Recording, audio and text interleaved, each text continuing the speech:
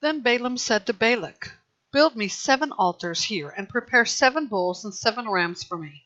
Balak did as Balaam directed, and they offered a bull and a ram for each altar.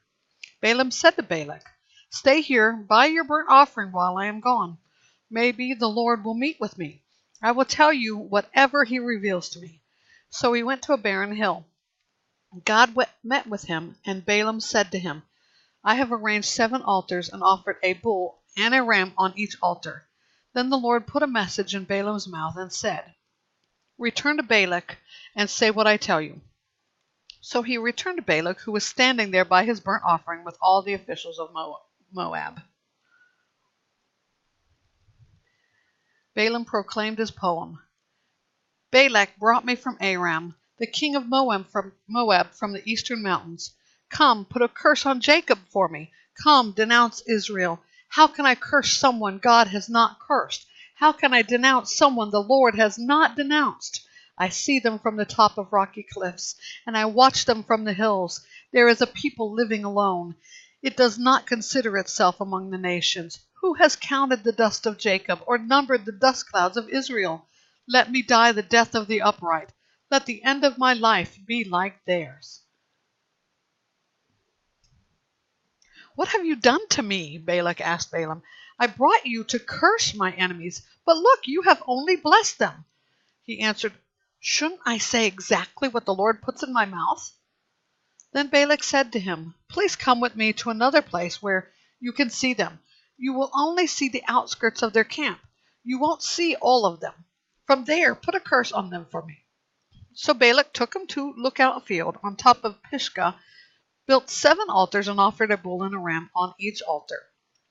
Balaam said to Balak, "Stay here by your burnt offering while I seek the Lord over there." The Lord met with Balaam and put a message in his mouth. Then he said, "Return to Balak and say what I tell you."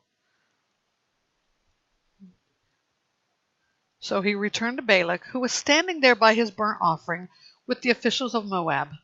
Balak asked him, "What did the Lord say?" Balaam proclaimed his poem. "Balak, get up and listen. Son of Zippor, pay attention to what I say. God is not a man who lies, or a son of man who changes his mind. Does he speak and not act, or promise and not fulfill? I have indeed received a command to bless. Since he has blessed, I cannot change it. He considers no disaster for Jacob. He sees no trouble for Israel. The Lord their God is with them, and there is rejoicing over the king among them. God brought them out of Egypt. He is like the horns of a wild ox for them. There is no magic curse against Jacob, and no divination against Israel. It will now be said about Jacob and Israel, what great things God has done. A people rise up like a lioness. They rouse themselves like a lion. They will not lie down until they devour the prey and drink the blood of the slain." Then Balak told Balaam, "Don't curse them and don't bless them."